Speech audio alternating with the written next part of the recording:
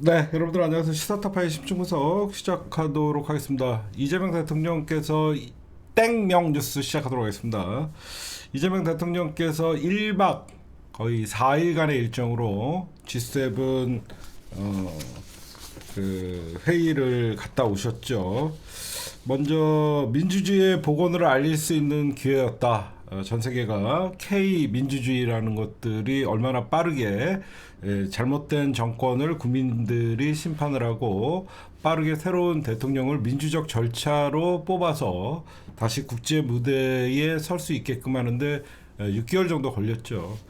나라의 위상과 국격이 얼마나 중요한지 여러분들도 아마 이번 정상회담을 통해서 그동안 김건희와 윤석열 일당의 만행을 세계에서 어떤 눈으로 우리나라를 지켜봤을까. 참 요즘 막 영상들 이것저것 보면 윤석열 김건희 3년 동안 해외에서 행한 망발 망언 그리고 아주 천박한 행동들을 보면 아마 여러분들이 기가 막혔을 것 같아요. 어쨌든 대한민국은 민주주의의 힘으로 다시 국제 무대에 이재명 대통령이라는 대한민국의 대통령을 복귀시킬 수 있었고 우리 국민들이 자랑스럽다라는 이재명 대통령이 말씀하셨습니다. 그러면 1박 4일 동안 어떤 것들을 챙겼고 어떤 것들이 숙제로 남았나 이런 것들을 좀 봐야 되겠죠. 일단은 10차례의 그러니까 10여 차례의 각국 정상들과의 릴레이 정상회담을 통해서 이재명 대통령이 세계의 어떤 민주주의 그리고 이 한국의 위상을 다시 떨쳤고요. 그 10차례의 양자 정상회담과 바쁜 일정을 소화하고 김혜경 여사 또한 우리 캐나다 교민들과 캐나다 어떤 그 장애인 단체를 방문해서 어떤 영부인 퍼스트레이드의 모습을 보여줬죠. 어떤 년은 명품 쇼핑 다니고 어떤 우리나라 대통령 영부인은 그 나라에서 가장 어떤 힘든 부분들이 있는 부분들을 만나는 그런 것들을 봤죠. 그다음에 그러면 어떤 성적표는 일단은 언론들이 극찬을 했죠. 이재명 대통령이 갔다 오니까 국격이 섰다. 그리고 세계 무대에 대한민국의 외교가 복원됐다. 여러 가지 얘기들을 많이 했습니다. 하나 좀 아쉬운 것은 이재명 대통령께서 아무래도 미국을 우리가 어떤 무시를 할 수는 없죠. 그러다 보니까 그 한미 정상회담이 어떤 트럼프의 조기 귀국 때문에 일방적으로 취소가 되면서 어떤 한미 정상회담이 연기된 것에 대해서는 이재명 대통령이 차후에 풀어나가야 될 숙제고, 여기에서 이제 한미 정상회담이 불발이 돼서 여기저기서 어떤 뭐 얘기들이 나오고 하는데 저는 이게 나쁘지 않다고 봐요. 왜 나쁘지 않냐면 다음 주부터 이제 있을 나토 회담에서 이재명 대통령이 오히려 그 나토 회담은 32개국이 어떤 그 국가들이 참여하는 회담인데 만약에 이재명 대통령이 현재 초청을 받은 상태이기 때문에 나토 정상회담을 갈 경우에는 나토 회담과 별도로 이 트럼프와의 한미 정상회담을 잡을 수 있을 거라고 저는 생각을 해서 저는 뭐 이번 정상회담이 무산으로 트럼프 대통령을 만나기 위해 나토 정상회담에 참석해야 되는 부담은 커졌어요. 왜 그러면 우리가 나토 정상회담은 사실 예전에 시작할 때는 러시아를 견제하기 위해서 서방 세력들이 미국 중심의 군사동맹 기구거든요. 무슨 말씀인지 아시겠죠? 나토는 군사동맹 기구예요. 사실 냉전 시대에는 러시아를 견제하고 향후에는 중국을 견제하는 그런 어떤 군사 동맹 기구이기 때문에 이재명 대통령이 트럼프와의 정상회담을 위해서 지금 어떤 다자 외교, 동북아 중심의 외교를 펼치고 경제와 실용의 정책을 펼치고 있는 대통령 입장으로서는 나토에 참석하는 것이 결코 어떤 지금 북한과 러시아는 군사동맹 1주년이다 뭐 이런 생각 어떤 행사들이 열리고 있고 앞으로 윤석열이가 단절시켰던 남북 관계 그리고 대한민국과의 중국 관계도 복원시켜야 되는 입장에서는 나토 회담이 그렇게 썩 내키지는 않을 거예요. 제가 보면. 그렇죠? 그래서 모르겠습니다. 이거는 이재명 대통령이 어떻게 잘 판단을 하시겠죠. 참석을 하냐 안 하냐 아직 정해진 것은 없지만 다소 시간이 걸리더라도 만약에 나토 정상회담에 이재명 대통령이 참석을 하신다 그러면 좀 더 트럼프와의 세밀한 얘기들을 주고받을 수 있다. 왜냐하면 G7은 워낙 기간도 짧고 시간도 없고 그러다 보니까 한 40분 정도 정상회담 이 정도로 릴레이식 정상회담을 하는 경우가 좀 많았었거든요.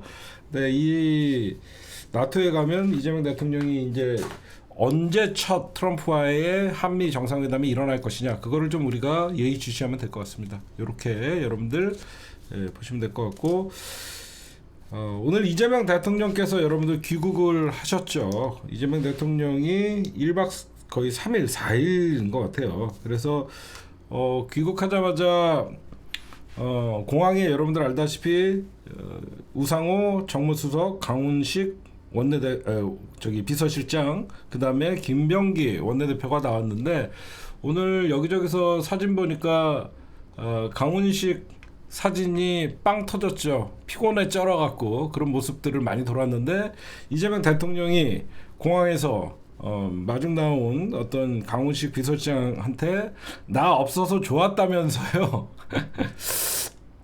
나 없어서 좋았다면서요. 그러니까 빵 터지고 웃는 모습이 사진에 찍혀서 너무 화제가 됐었죠. 그래서 제가 좀 특징을 하나 좀 발견했어요. 이 사진을 보니까 이재명 대통령이 국내에 있을 때는 강훈식 얼굴이 빛이 나지 않아요. 그쵸?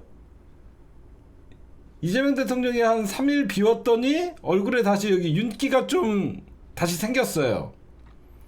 근데 이재명 대통령이 돌아오셔갖고 일을 하기 시작하면 얼굴이 이렇게 변해요. 윤기가 없어요. 거의 피곤에 쪄들어요. 그쵸? 되게 힘든 거죠. 비서실장이라는 거는 어떻게 보면 국정상황실장, 비서실장 이 두 자리가 제일 힘들거든요. 그리고 사실 저는 이 사진이 좀 멋있었거든요. 여러분들 어떻게 보셨는지 모르지만 국뽕이 차오르는 땡명 뉴스를 여러분들은 지금 시청하고 계십니다. 나는 이 사진이 제일 멋있더라고. 나 이게 어딘가 했더니 대한민국 공군 1호기 야, 이거 나도 한번 나중에 못 타보나? 야, 비행기 안에서 이거, 회의하는 거. 위성락 안보실장이랑, 야, 이거 대박이죠? 야, 이거 멋있더라고. 와, 비행기 안에. 그러니까, 아무리 돈 많아봐야 타봐야 퍼스트 클래스 아니야. 안 그래? 안 그래요? 아무리 돈 많아야 퍼스트 클래스 아니야. 대통령 되면 비행기가 내 거야. 비행기 안에 봐봐 회의실도 있고 얼마나 멋있어. 사진은 여기에서 보세요. 이재명 대통령 국정 기록 영상 여기에 다 있어요. 사진. 우리 PD님 로렌님 이거 한 거 좀 참고하세요. 여기 사진 다 있대요. 여기 한번 보자. 어디 있지? KTV 이미진 사진도 있다고 여기에? 영상만 있는데? 게시물에 있구나. 게시물에 있구나. 알겠습니다.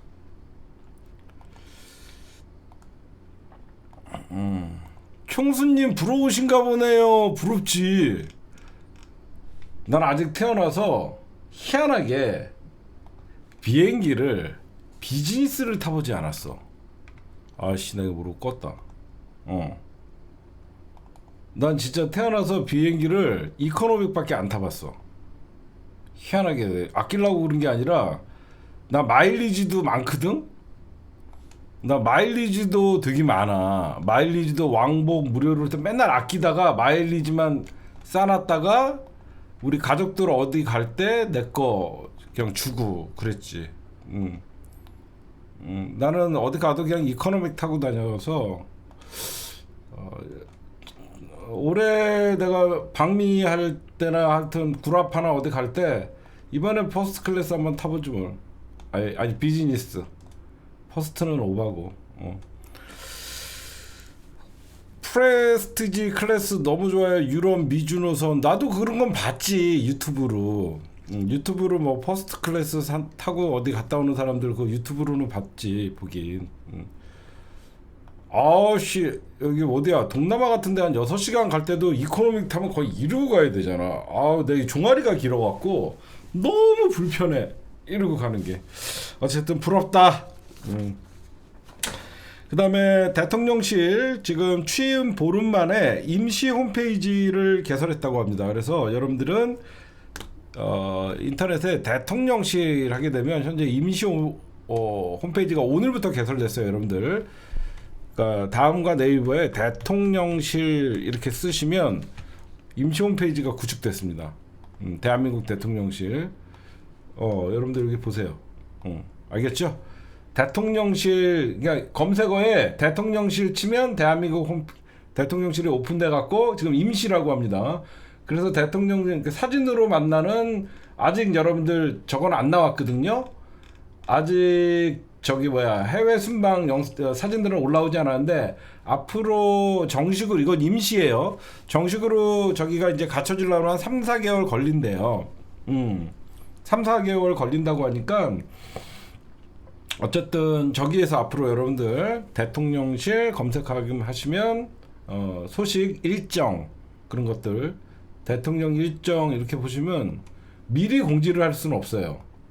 대통령실 일정하면 왜 그러면 아무래도 대통령은 이제 대한민국의 안보잖아요. 그래서 미리 나오지는 않아요. 지나고 오면 이렇게 나옵니다.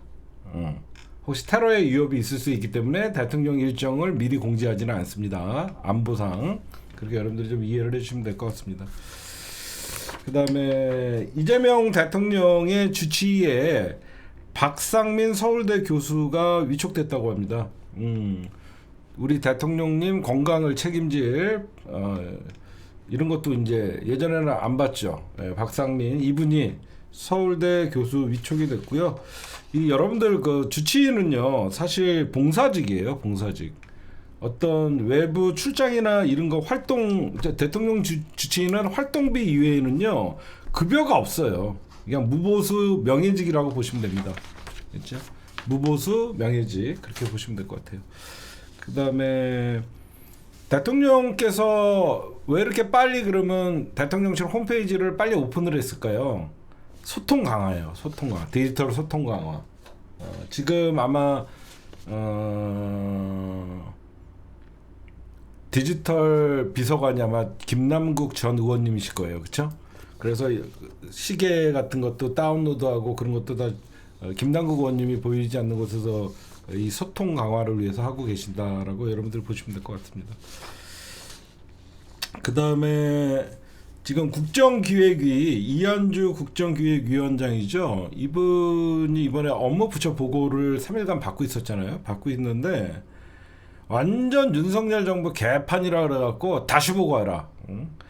그러니까 여러분들 생각해 보십시오. 정권이 바뀌었잖아요. 정권이 바뀌면 이재명 대통령의 공약이 있을 테고 국정 철학이 있을 테고 그러면 아무리 윤석열 정부에서 임명한 장차관들이고 국장이고 실무자들이라고 해도 현재 이제 걔네들은 공무원이잖아요. 그럼 대통령의 어떤 공약과 철학 그리고 국정 운영 방향에 맞춰서 업무 보고를 해야 되는데 이것들 그냥 윤석열 정부에서 했었던 그대로 올 2분기 현황 뭐 어떤 추진 목표 요지랄 떨고 왔다가 니들 지금 새로운 정부에 맞는 구체적인 비전이나 계획을 세워야지 지난 윤석열 정부에서 만들어놨던 거 그대로 들고 왔다가 전부 다시 빠꾸 맞고 다시 새로 해라 이렇게 얘기가 나왔다고 합니다. 아무것도 안 하지 뭘.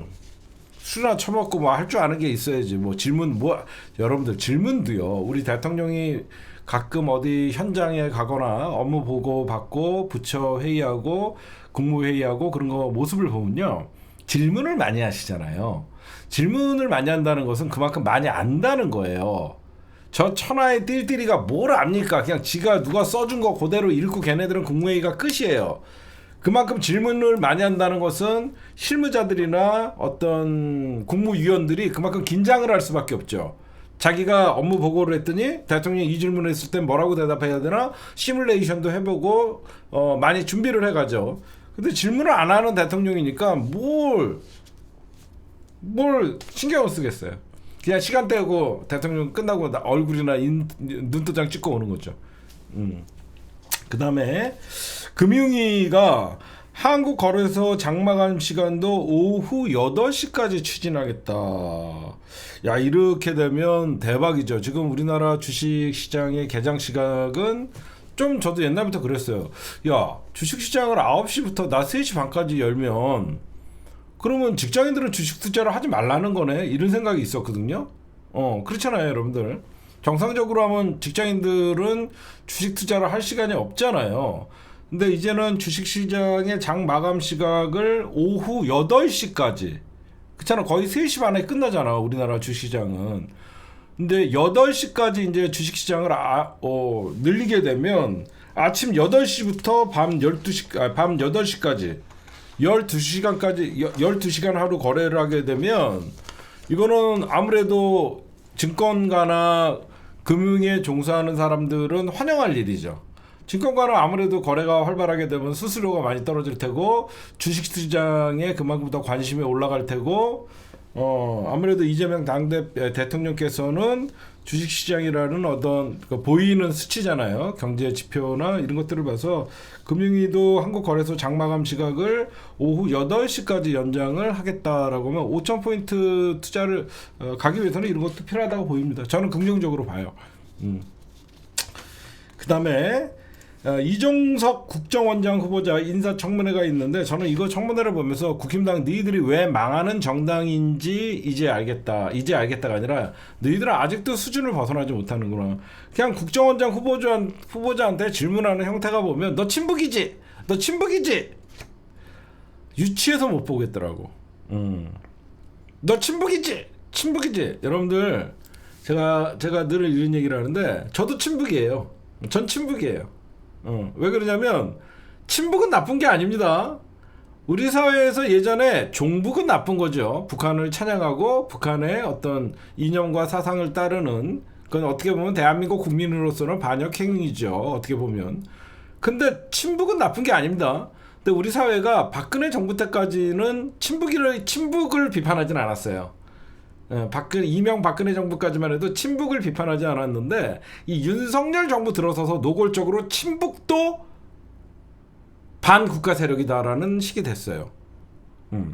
친북도 반국가 세력이다라는 세력들이 나와요. 그래서 제가 보면 친북은 여러분들 북한과 잘 지내는 게 뭐가 나쁩니까? 전쟁해야지 되는 거예요. 그러니까 윤석열 정부의 북한을 적대 국가로 표시하는 그 자체만으로도 북한을 우리는 적대시해야만 대한민국 국민이고 북한은 우리 동포고 5,000년 동안 같이 살아온 민족이다라고 얘기하면 친북주의자고 친북이 뭐가 나빠요? 여러분들에게 다시 한번 말씀드리지만 우리는 동포고 민족이고 우리의 소원은 통일이었고 우리가 나중에 꼭 같이 우리 민족이 하나가 될 때 대한민국은 전 세계에서도 두려워하는 그런 강한 민족이 될 것이다. 저는 친북주의자입니다. 종북은 나쁘지만 친북을 비판하는 자들은 친일파 새끼들이에요. 그렇게 얘기해 주고 싶습니다. 그 다음 이시바 총리. 이시바 총리가 한국 주최 수교 60주년 행사에 이례적으로 참석을 했다고 합니다.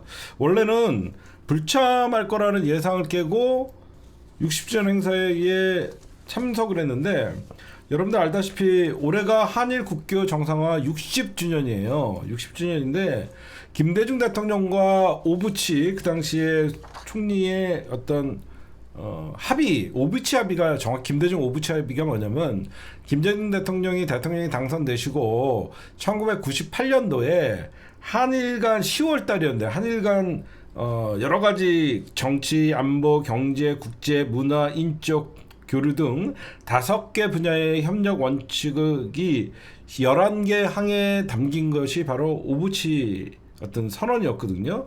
이거는 뭐냐면 일본에 대해서 통절한 반성과 마음으로부터 사죄를 받아낸 거예요. 대박이죠. 김대중 대통령이 이 오부치 선언을 통해서 그때 오부치라는 일본 수상이 한국 국민에게 손해와 고통을 준 사실을 겸허히 받아들이면서 통절한 반성과 마음으로부터의 사죄를 했어요. 그래서 일본이 한국을 상대로 한 반성과 사과를 공식 문서에 서명한 게 처음이었어요. 그래서 김대중 오부치 선언이라고 하는 거예요. 그래서 여러분들 우리가 그 이후에 언제부터 이제 일본과 우리가 굉장히 틀어지기 시작하냐면요. 아베의 등장이었어요. 2000년대 노무현 대통령 이제 출범과 함께 일본에서는 아베 극우 정권이 들어서면서 김대중 오부치 선언을 사실상 망가뜨리는 일본의 어떤 그 극우 교과서가 등장을 하고 독도 문제를 도발을 했던 극우들이 이제 아베 정권이나 이런 자들이 도발을 하면서 해서 이 한일 국교 정상화 60주년의 새로운 의미는 뭐냐면 아마 이재명 대통령과 이시바 총리의 어떤 새로운 공동 선언이 나오지 않을까. 왜 그러냐면 여러분들 일본의 극우는 문제지만 이시바라는 사람이 극우가 아니에요. 이시바가 극우가 아니에요. 이시바는 어떻게 예전부터 어떤 의원, 참의원 이런 의원 생활을 할 때 일본의 대한민국의 어떤 침략에 대한 사과와 반성을 얘기했던 사람이에요. 옛날부터 노무현 이 사람이 일본의 총리가 되기 전에 한국에 대한 사과, 반성 이런 걸 얘기했던 사람이에요.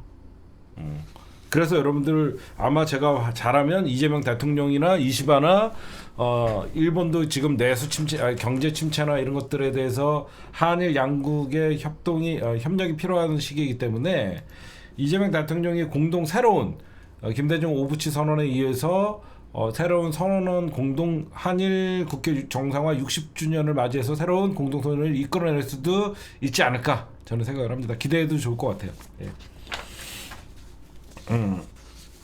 왜 그러냐면 이번에 일본에 가서 일본이란다 G7에 가서 이시바 총리와 이재명 대통령께서 어떤 회담을 했잖아요. 이재명 대통령이 앞마당 같이 쓰는 이웃이다.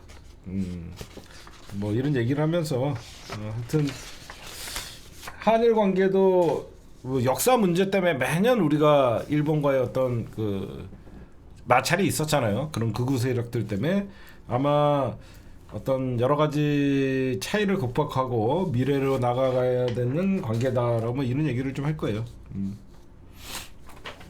네, 오늘의 주요 뉴스였습니다. 오늘의 땡명 뉴스였습니다. 네, 여러분들 그다음에 이재명 대통령께서 이제 여야 지도부를 22일 관저에서 만나요. 여야 지도부라고 하는 것은 지금 국힘당의 어떤 김용태 비대위원장과 원내대표 송씨 만나는 건데 의제가 제한이 없다. 당연히 여러분들 대통령이 해외를 갔다 오면요 그 성과나 어떤 일들을 원내 지도부를 모셔다가 얘기를 하는데 윤석열 그런 게 없었죠. 제가 이재명 대통령을 보면서 느끼는 게 많아요. 저만이 느끼는 거. 그게 뭐냐면 특히 비행기에서 여러분들 이번에 브리핑할 때 어떤 주제든 상관없이 기자들한테 질문을 하라 그러잖아요.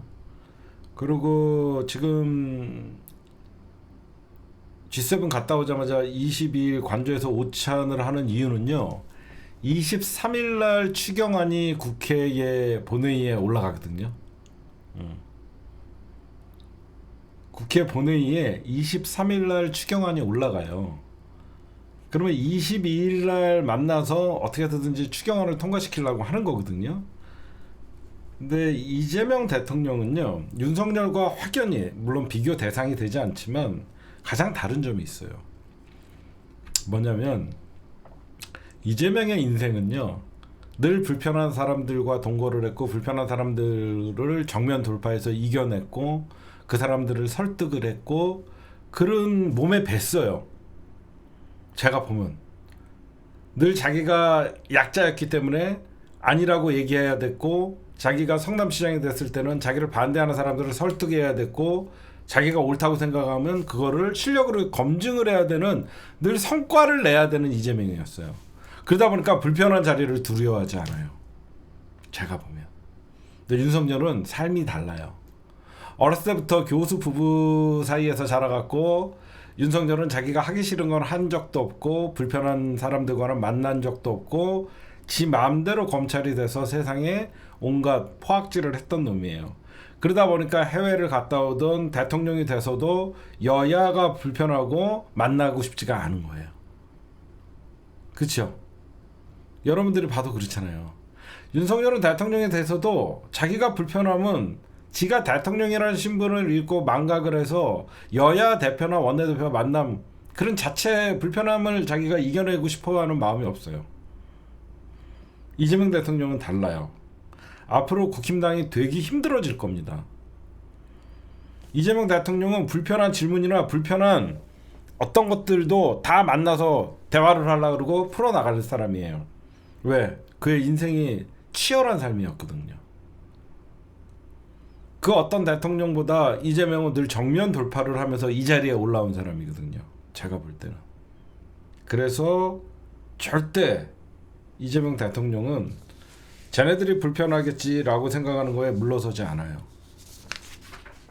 제가 보면 그래요. 개청수도 강진구만, 너 채팅하지 마라. 너 왜 또 갑자기 채팅, 너 정신 또 다 정신 나갔는데 너 좀 맞는 채팅을 해라. 너 채팅하지 마라. 오늘 또 갑자기 나타나. 너 오늘 채팅하지 마. 그 말 같은, 나는 내 돈 내산이지 수돈 수산이랑은 얘기 안 해. 너 채팅하지 마라 오늘. 비교할 새끼랑 비교해야지. 나는.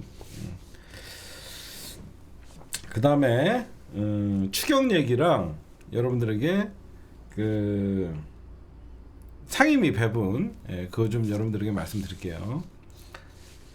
일단 추경철이 지금 이제 나오고 있죠. 전 국민들에게 이제 다 주는 거예요. 그러니까 상위 10%, 상위 10%에게는 15만 원, 그러니까 25만 원이 기본이에요. 그러니까 여러분들이나 나나 다 25만 원 받는다고 생각하면 돼요.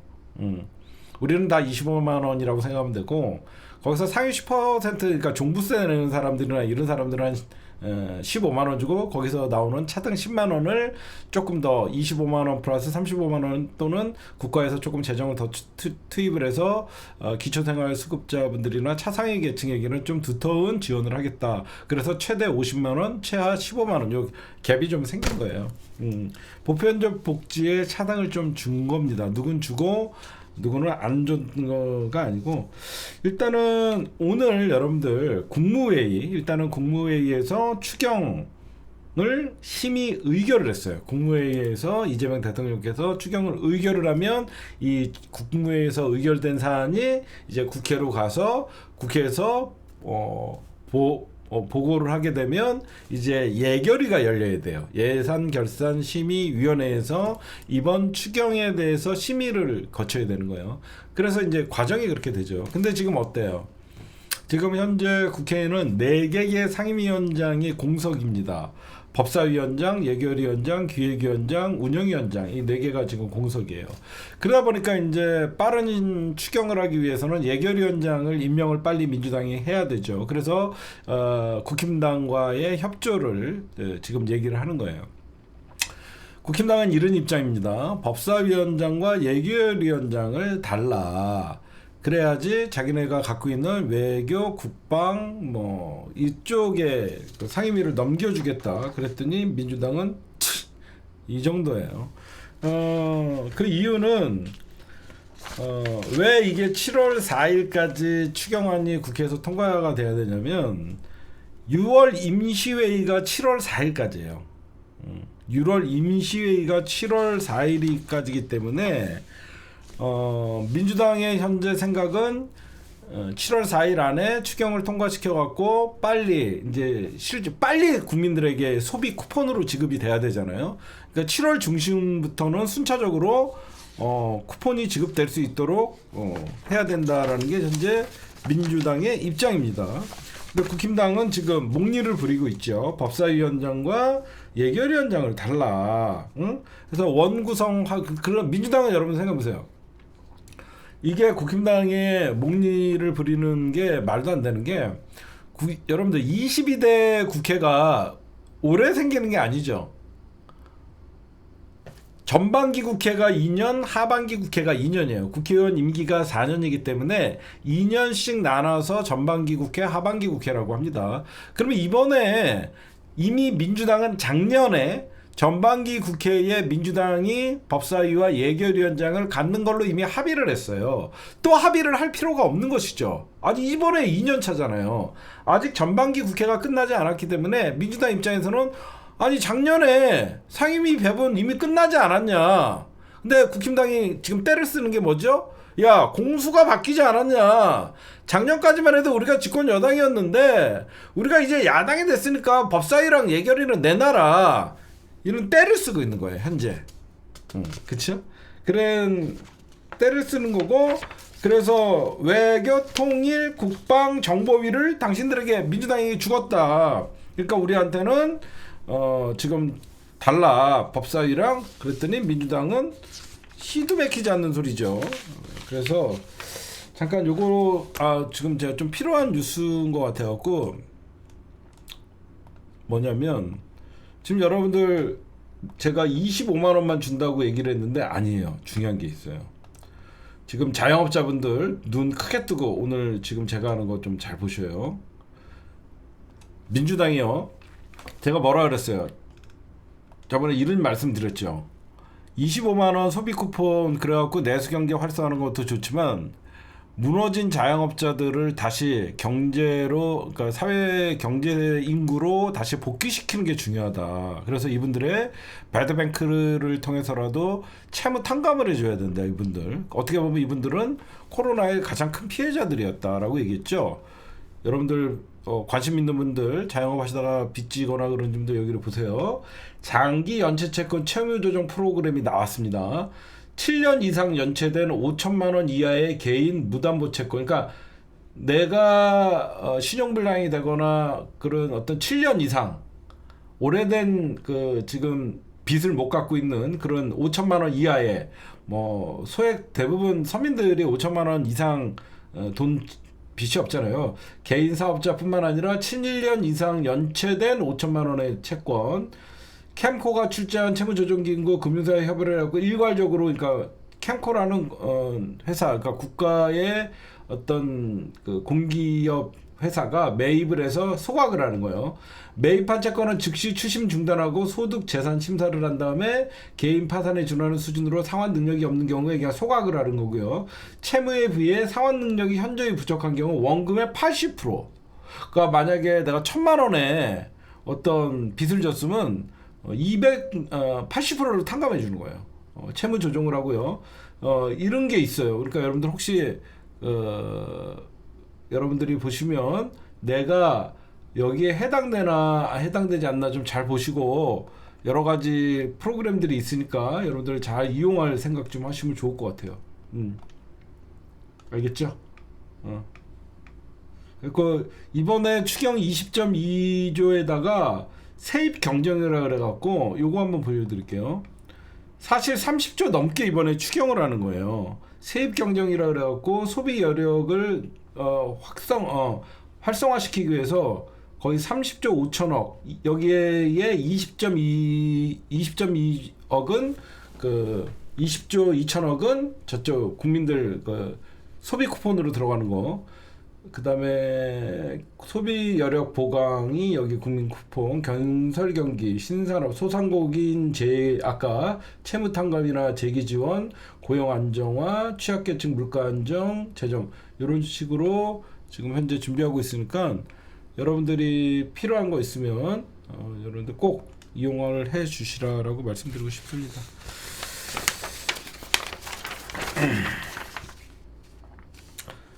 7월 중순부터 빠르면 지급되기 시작한다. 여러분들에게 저거 좀 말씀드릴게요. 그러니까 이게 제가 볼 때는 생각같이 빠르게 상임위 배정이 잘 안 될 수도 있고 의외로 빠르게 될 수도 있다라고 생각하는 게, 근데 국힘당이 이제 지금 추경 협조해 줄게 법사위 내다오 이거거든요. 근데 민주당 입장에서는 야, 추경을 너네 때문에 못하면 니네가 욕먹는 거 아니야, 그렇잖아요? 딴 것도 아니고 국민들에게 소비 쿠폰 나눠준다라고 하면 4인 가족 100만 원 준다라고 하면 벌써부터 뉴스에 나오기 시작하더라고요. 그럼 많은 분들이 기대를 한다고요, 그렇죠? 우리 3인 가족이니까 우린 75만 원 받네, 뭐 이렇게 얘기해요. 그러면 이제 국민들은 그런 것들에 대한 기대감이 있는데 국힘당 때문에 못 준다. 이게 되면 국힘당도 더 이상 추경에 협조를 안 할 수가 없죠. 그럼 이제 상임위, 그러니까 추경을 하려고 하면 아까도 말씀드렸듯이 예결위원장을 뽑아야 돼요. 국힘당이 여러분들 목리를 부리고 그냥 계속 예결위원장 임명 못하게 하면 이거 민주당이 그냥 하면 돼요. 지금은 정권 초기라서 민주당이 여야 협치를 생각하는 차원에서 빨리 추경 합의해 주십시오라고 하지, 의석이 깡패라서요 그냥 민주당이 맘만 먹으면 안 들어와? 내일까지 안 들어와? 진짜 마지막 기회야. 내일까지 합의 안 해? 단독 처리. 단독 처리하면 되고요. 상임위도 니들 안 해? 그럼 우리가 가질게. 가져도 돼요. 알겠죠? 민주당이 사실 맘만 먹으면 다 할 수 있어요, 여러분들. 다 할 수 있는데 국힘당에게 계속 저렇게 국힘당이 추경 합의 안 해주고 상임위 구성 안 해주면 새로운 정부 발목 잡기가 되잖아요. 그러니까 민주당이 굳이 급할 건 없어요. 그렇죠? 여러분들이 보셔도 민주당이 그렇게 급할 거 없어요. 지금 국힘당은 자기네 당 내란 특검 출발했죠. 지금 여기저기서 이제 잡혀갈 새끼들 누군가 지네들끼리 명단 돌리고 앉아있죠. 민주당이 그렇게 급할 거 없어요. 그런데 추경은 타이밍이기 때문에 민주당이 아마 압박을 할 겁니다. 계속 그럼 니들 빨리 추경 협조해라. 국민들 지금 자영업자 폐업하고 국민들 내수 경기 활성화하고 하는데 도움이 1도 안 된다 그러면 국힘당이 제가 보면 뺄 여력이 없습니다. 싸움도요, 진영이 갖춰졌을 때 싸움하는 건데 국힘당은 지금 내전이 더 심합니다. 민주당은 지금 전쟁에 승리를 한 다음에 사실상 그 전쟁에서 다시 새로운 진영을 갖춰갖고 더 센 민주당이 돼 있는데, 국힘당은 너 때문에 졌잖아 씨, 니 때문에 졌잖아 씨, 아니야 너 때문에 졌잖아, 윤석열 때문에 졌다니까, 아니야 너 때문에 졌다. 서로 너 때문이라는 남 탓하는 정치를 하고 있기 때문에 국힘당은 싸움 자체가 안 되는 거예요 지금.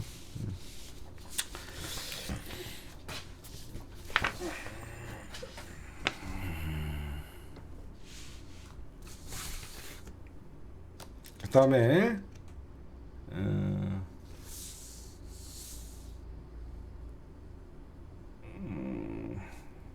네, 하여튼 민주당 얘기였습니다 지금까지. 네, 여러분들 이것이 특검이다라고 보여준 게 오늘 조은석 특검이 발빠르게 김용현을 추가 기소를 함으로써 다시 재구속을 하려고 하죠. 저는요, 오늘 속보를 보면 여러분들이 아마 다 보셨을 겁니다. 조은석 특검이 법원에 김용현 보석 취소를 해라. 이게 여러분들 잘못하면 김용현이가 알았어 보석 알았어 니네가 하라는 대로 할게 그럼 보석 받아 그러면 내일 나가버려요. 그러니까 법원에다가 김용현한테 한 보석을 취소시켜라, 추가 구속영장 발부를 빨리 해달라, 빨리 구속하게 구속영장 발부해달라, 세게 나간 거예요. 그러니까 김용현 뭐야 이제 할 말 없죠. 법원에서 조건부 보석 허가를 해주겠다라고 얘기했잖아요. 근데 김용현이 뭐라 그랬어요? 안 나가! 항소했잖아 등신이. 괜찮아.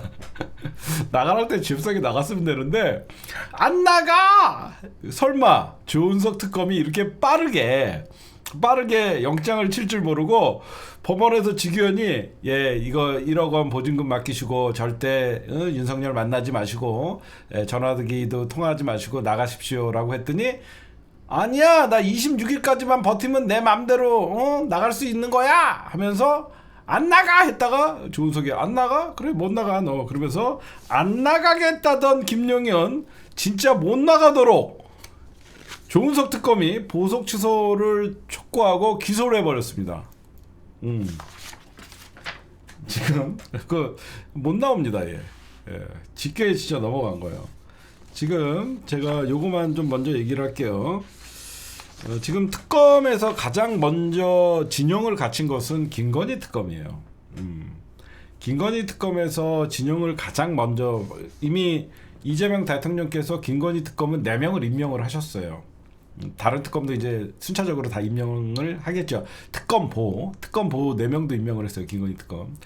근데 제가 왜 오늘 제목에 조은석 특검 1호 구속은 윤석열이 될 것이다 라고 얘기하냐면, 지금 경찰이 여러분들 계속 특수공무집행 방해, 그렇죠?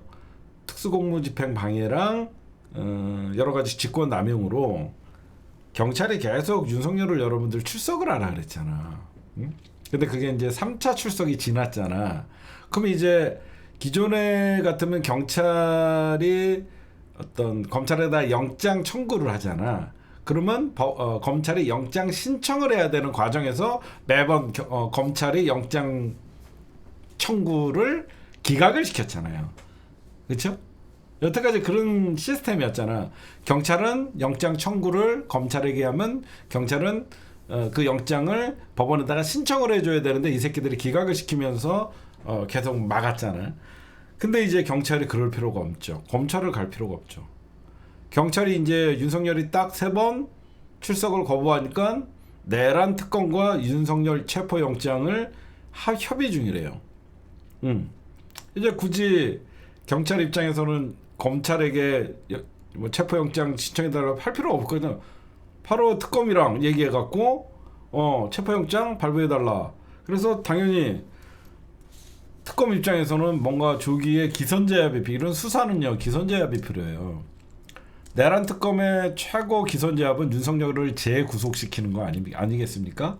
그러니까 지금 특검도 지금 특검보가 임명되자마자 제 예상은 아마 지금 바로 김용현이 추가 기소를 한 거랑 바로 윤석열 체포영장을 쳐서 직권남용과 특수공무집행 방해로 구속될 가능성이 많습니다. 특검이란 이런 겁니다. 그러니까 검찰이 특검이 활동을 하면 할수록 가장 몸다른 건 누구예요? 검찰인 거예요. 왜 제가 여러분들 엊그저께 여기저기 방송에서는 뭐 스모킹 건이 나왔다, 김건희 녹취 파일 나왔다 그러면서 난리가 났었잖아. 그때 제가 뭐라 그랬어요? 나는 웃었다 그랬죠. 그러니까 그날 제가 웃었다고 하고 나서 이제 여기저기서 검찰 4년간 김건희 녹취 파일 묵혔다. 그렇죠? 검찰 묵혀놨던 김건희 녹취 파일 이제 와서 꺼냈다. 이런 얘기들이 이제 여기서 나오잖아. 딱 봐도 그 검찰이 모를 수가 없거든요.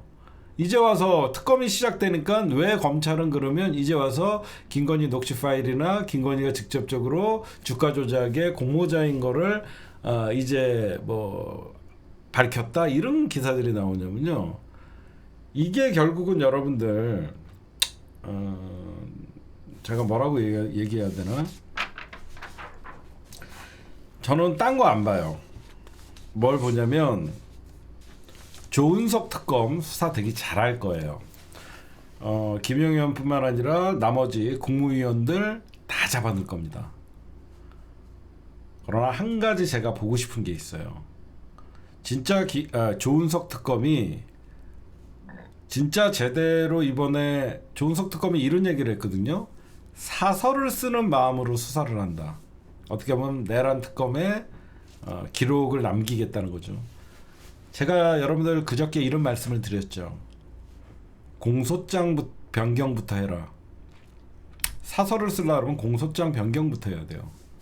지금 박세현 고검에서 만들어 놓은 사초, 사서가 아니라 사초, 죄송해요.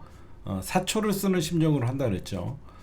근데 제가 그저께 이런 얘기를 해요. 박세현 고검에서 쓴 공소장은 목적이 없다 그랬죠. 제가 목적이 없다 그랬잖아. 응? 제가 목적이 없다 그랬잖아. 목적이 밝혀지는 공소장이 나와야만 가장 무서운 거거든요. 근데 여기저기서 공소장이 나오잖아요. 그쵸? 왜 계엄을 했냐?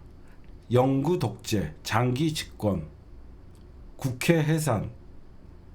근데 여기저기서 여러분들 목적이라는 말이 이제 나오기 시작해요. 그렇죠? 잘할 거예요, 수사. 근데 뭘 바로미터로 봐야 되냐면 내란 특검은요, 결국 뭐랑 연결되냐면요, 검찰 특검이랑 똑같은 거예요. 과연 조은석 특검이 검찰을 수사할 것인가?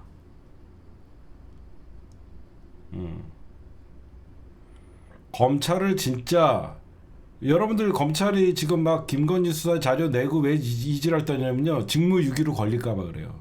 다 잡아놓을 수 있어요. 이번 조은석 특검에서 검찰 김건희 수사했던 애들 전부 직무유기로 다 집어넣을 수 있어요. 과연 조은석은 김용현이나 윤석열 잡는, 정치 권력 잡는 거는 일도 아닐 테지만 이 사건을 4년 동안 뭉개고 내란에 가담한 검사들, 김건희 사건을 덮은 검사들을 과연 조은석 특검이 수사를 해서 처벌을 할 수 있을 것인가가 조은석의 바로미터예요. 저는 그렇게 봐요. 이게 쉬운 게 아니거든요. 여태까지 역대 특검을 보면요, 여러분들 보세요. 사실 특검은요, 검사를 조져야 되는 거예요. 검찰의 수사가 미진하기 때문에, 특검까지 연 거 아닙니까? 그러면 어느 집단에서는, 어느 누구는 수사를 덮으려고 했던 놈들 아닙니까? 그러면 특검은 그 수사가 왜 특검까지 왔는지, 어떤 놈이 사건을 덮으려고 그랬는지, 어떤 놈이 내란에 가담하고 김건희 사건을 덮는데 주요 역할을 했는지 다 잡아야 되는 거예요. 그쵸? 응? 근데 역대 특검 중에 검찰을 친 특검은 없었어요. 그러니까 과연 저는 조은석 특검이 김영현, 윤석열, 그리고 뭐 정진석, 빠르게 국무위원들 다 잡을 거라고 생각해요. 과연 조은석 특검에서 이 내란 사건을 수사하다 보면 검찰이 안 나올 수가 없거든요. 김건희 사건도 마찬가지고, 김건희 특검에서도 검찰을 수사할 것인가? 저는 이번 특검, 김건희 특검이나 내란 특검, 최혜병 특검, 타겟을 누가 검찰을 구속시키냐가 진정한 특검이라고 저는 봅니다. 여러분들도 동의하시죠? 그렇죠? 이 세 개의 특검 중에 과연 최혜병 특검도 덮으려고 했던 자들이 검찰 내부에 있을 테고, 그 다음에 김건희 사건도 검찰 내부에서 썩어 빠졌기 때문에 결국 이렇게 뭉개다가 특검까지 온 거고, 저는 다 새 특검 수사 잘할까라고 보지만 검찰을 구속하는 특검이 누굴까? 검찰을 대체로 진짜 여러분들 이런 말씀 드리고 싶어요. 지금 우리나라는요, 검찰이 죽어야지 정의가 삽니다. 저는 그렇게 봐요. 제가 왜 그렇게 보냐면, 왜 이렇게 포커스가 나갔냐? 제가 왜 그렇게 보냐면요, 검찰은 자기네들이 정의의 사도라고 생각해요. 그렇죠? 정의의 심판자라고 생각해요. 아닙니다. 검찰 때문에 정의가 무너지고 대한민국의 상식이 무너졌어요. 검찰이 죽어야지 정의가 사는 거고, 검찰이 죽어야지 나라가 사는 거예요. 제 말 맞죠? 검찰이 죽어야지 정의가 살아나는 것이고, 검찰이 이번 특검을 통해서 일벌백계 돼야지 다시 대한민국의 정의가 살아나는 거예요. 저는 이번에 특검 다 수사 잘할 거라고 믿어 의심치 않습니다. 다만 어느 특검이 검찰들을 향해서 칼자루를 날릴 것인가. 진정한 특검은 검찰을 구속시키는 것부터 시작돼야 된다. 검사들을 구속시키는 특검이 진정한 특검이 될 것이고, 사건의 실체를 찾아가는, 저는 시금석이라고 봐요. 다 수사 잘해요. 뻔히 다 알아요. 우리도 여러분이 나나 특검은 아니지만 김건희 특검은 도이치모터 주가 조작 김건희가 한 거 이미 다 알잖아요. 최병 특검도 대통령실에서 윤석열이가 경로한 거 거기에 삼부 토건 주가 조작 사건 다 김건희랑 윤석열이 엮여 우린 다 알아요. 근데 알지만 여태까지 이 사건을 왜 뭉개했는지 그 새끼들을 잡는 게 사실 이 특검의 가장 중요한 내용이죠. 그렇죠? 진실을 다 알아요. 우리는 국민들이 다 알아요. 억울한 최혜병의 죽음 어떤 놈이 막았나? 왜 최혜병 사건에 이종필이 등장하고 왜 최혜병 사건에 삼부토건이 등장하냐? 왜 임성근 사단장이 왜 그 자리에 있었고 다 알아요. 근데 범인은 다 알아요. 근데 그 범인이 아니라고 막아주기 위해서 어떤 세력들 그게 검찰이에요. 윤석열 검찰 아닙니까? 수사 잘하겠죠. 윤석열을 구속시키면서 박수 받겠죠. 전 그건 시작에 불과하다고. 여러분들 조은석 특검이나 김건희 특검이나 다 김건희도 구속시키고 할 겁니다. 거기에 박수를 치지 말자고. 거기에 우리가 와 이번 특검 김건희도 구속시켰고 윤석열도 구속시켰다 이렇게 하면 어떻게 되는지 아세요? 또다시 검찰에게 날개를 달아주는 거예요. 제가 되게 중요한 얘기하는 거예요. 왜? 윤석열을 구속시키고 김건희를 구속시키는 거는 결국 검찰에서 파견 나온 검사들이 수사한 거란 말이에요. 무슨 말씀인지 아시겠어요? 그쵸? 결국 여러분들 대검에다가 수사기 인력 요청받아갖고 검찰이 수사해서 김건희 구속시키고 윤석열 구속시키면 역시 수사는 검찰이 잘해라고 하면서 또 우리는 그들을 향해서 박수를 치고 날개를 달아주면 안 된다는 거예요. 특검이 자기 동료 검사들의 비리를 캐고 검사들을 구속시키는 그런 특검이 나오냐 안 나오냐가 바로 이번 특검의 바로미터가 돼야 돼요. 오히려 윤석열 김건희 특검 잘한다 박수 쳐주면 누가 브리핑하고 검사들이 나왔고 이번 윤석열 내란 투개를 저희 특검에서는 바로 구속영장을 쳐갖고 이번에 바로 구속을 시켰습니다. 김건희가 주가 조작 혐의가 드러나서 김건희는 바로 체포영장 이러면 사람들 막 박수를 치게 되거든. 왜? 김건희 윤석열은 공공의 적이니까. 그 이면에는 검찰은 또 다른 악의 불씨가 살아나고 있는 거예요. 이번 기회에 검찰이 검찰을 죽이는 역할을 하나 우리가 그걸 봐야 되는 거예요. 그렇죠? 어차피 검찰은 앞으로 영원히 수사를 하지 못해요. 죽은 검찰에게 날개를 달아주는 꼴이 되면 안 된다는 거예요. 제 말은. 그렇죠? 여러분들 동의하시죠? 윤석열 김건희가 구속된다 그래갖고 우리가 검찰을 찬양하거나 검사들에게 박수를 보낼 필요가 없다는 거예요. 검찰이 죽어야 정의가 살아나는 거예요. 그래서 김건희 특검, 내란 특검, 최병 특검은 어느 특검에서 검사들을 집단적으로 잡아갖고 구속시키는지 그게 바로 바로미터로 우리가 그거를 보자고요. 여러분들이 봐도 김건희 구속돼야 되고 윤석열 구속돼야 되는 건 너무너무 당연한 거예요. 너무너무 당연한 거예요. 우리가 박수를 쳐주지 말자고. 여태까지 왜 특검을 와야만 했고 이 사건을 누가 덮었나 실체적 접근을 하는 그런 검사들 그런 특검이 돼야 된다라고 여러분들에게 말씀을 좀 꼭 드리고 싶습니다. 목표는 검찰이 돼야 돼요. 윤석열과 김건희가 되면 안 돼요. 윤석열 김건희는 당연한 거고 진짜 대한민국의 악의 축에 함께 권력을 휘둘렀던 자들 그런 검사들을 속아내서 일벌백계 하는 특검이 대한민국의 정의를 세우는 겁니다. 저는 그렇게 봅니다. 지금 검찰들 봐요. 뒷북 치고 있잖아요. 응? 어떤 뒷북 치고 있어요. 응? 직무유기 걸릴까봐 여기저기서 막 자료 내고 난리가 났어요. 검찰을 죽여야 되는 거예요. 제 관점은 그래요. 여러분들도 앞으로 우리는 매의 눈으로 조은석 형사부 출신의 검사 출신의 조은석이 왜 여러분들 자꾸 특수부 얘기가 나오냐면요. 조은석이 수사를 워낙 잘해갖고 형사부의 소속이지만 특수부에서 늘 파견 요청을 받았어요. 그래서 대부분 형사부 일도 잘 알지만 특수부도 잘하는 거예요. 그래서 처음에 그 누구와 어떤 그 연관이 있다 이런 얘기들이 나왔었잖아요. 그래서 그런 얘기들이 많이 나온 거예요.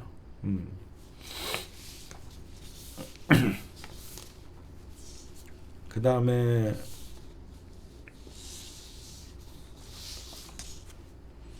사실 저는 조은석 특검도 그렇지만 김건희 특검을 좀 얘기 좀 하고 갈게요. 지금 여러분들 특검 상황 간단하게 좀 브리핑 좀 해드리면요. 특검은 특검보까지 임명이 됐습니다. 김영근, 박상진, 오정희, 문홍주 특검보 4명이 임명됐어요. 여기에 김영근, 박상진, 오정희는 검사 출신이에요. 문홍주면 판사 출신이에요. 정치적 고려 없다. 지금 현재 그렇게 돼 있는데 이 민중기 특검, 저는 민중기 특검을 예의주시하는 게 뭐냐면 김건희 사건에 연루돼 있는 검사들이 제일 많잖아. 그치? 이창수, 심우정 뿐만 아니라 저는 김건희 사건의 실체를 다가가려면 김상진이 바로미터가 돼야 된다고 봐요. 김상진이 공천 주려고 결국은 누구야 명태균이 사건에도 등장하잖아요.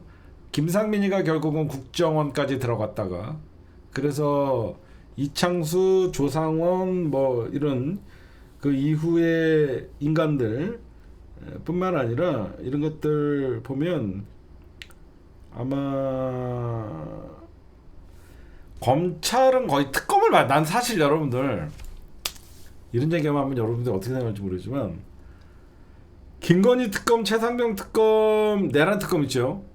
저는 민주당이나 내 마음 같아서는 검찰 특검이 있어야 된다고 생각해요. 이 사건의 모든 원흉은 검찰이거든요. 저는 검찰을 특검해야 된다고 봐요. 여러분들 어떻게 생각해요? 검찰을 특검하면 이 사건이 다 밝혀져요. 내란도 밝혀지고 김건희도 밝혀지고. 저는 그래갖고 사실 이렇게 굳이 따로 특검을 해야 되나? 검찰 특검을 민주당이 만약에 통과시켜갖고 검찰 전체를 특검 대상자로 올려놓고 검찰들 다 잡아버려야 돼요. 그렇지 않아요? 사실 검찰 특검이 윤석열 정부에서 어떤 이재명 죽이기부터 누가 기획을 했고, 검찰이 왜 김건희를 덮었고, 내란 사건 사실 검찰 특검을 하게 되면 모든 게 다 드러나요. 나는 그래서 우리가 지금 말은 내란 특검, 김건희 특검, 최상병 이렇게 세 개로 나눠놨지만 이 세 개에 사실 우리가 가야 될 것은 김건희도 아니고 윤석열도 아니에요. 얘네들은 어차피 구속돼요. 검찰이라는 거악이에요. 거악. 그렇잖아요. 검찰이라는 거악이 있었기 때문에 내란도 가능했었고, 검찰이라는 거악이 있었기 때문에 김건희의 국정농단 대통령 행세가 가능했었고, 검찰 특검을 할 수 있는 과연 우리나라가 대한민국의 그 기득권을 이겨낼 수 있는 그런 사회가 될까?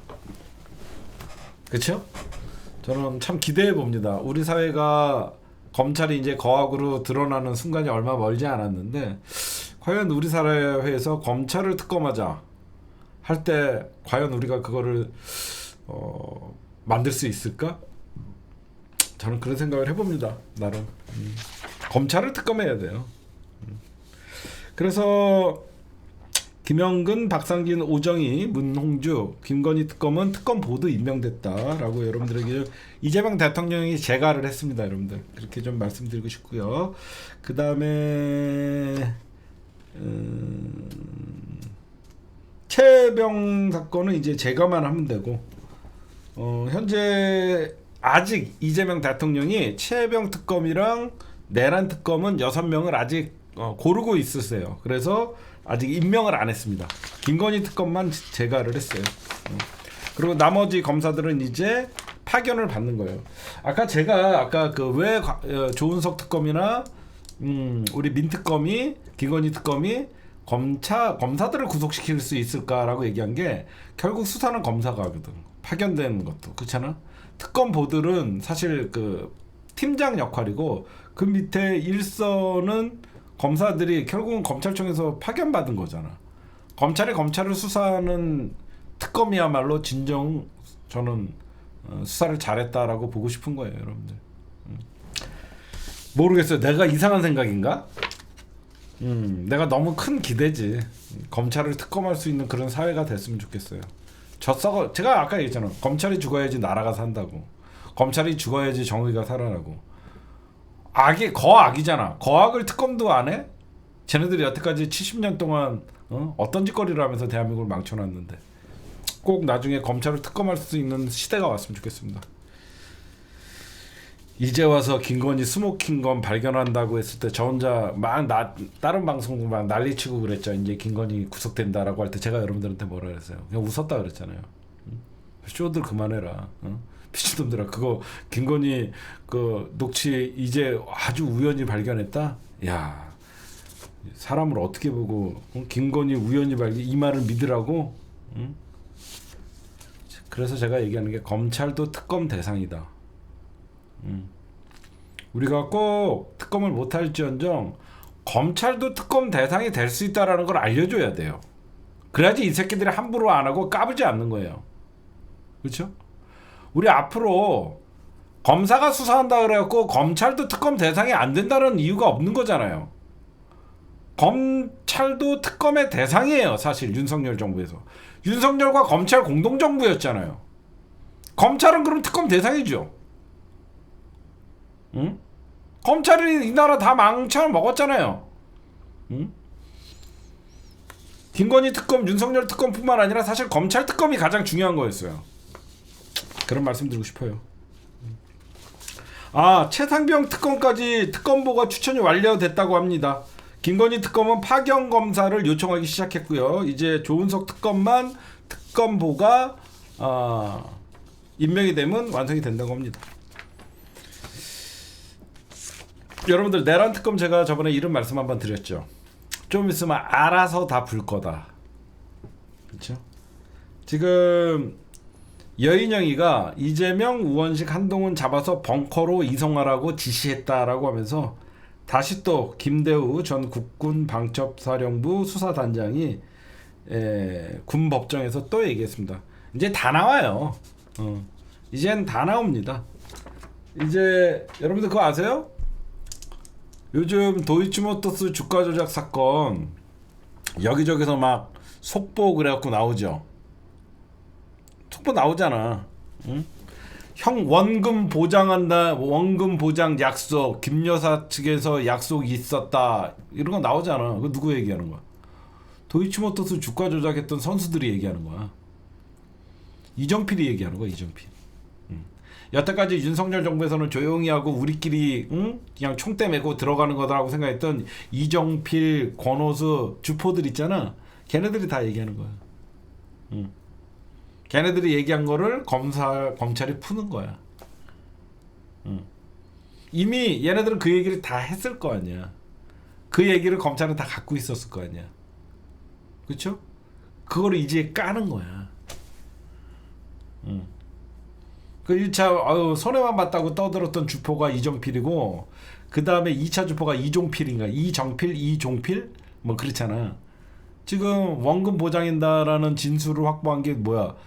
검찰이 진술을 확보하지 지나가던 최은순이가 진술을 확보하냐? 그건 아니잖아. 응? 검찰이 갖고 있었다가 여태까지 뭉갰던 거 이제 원금 보장한다는 진술을 확보했다. 진작에 이정필이가 얘기한 겁니다.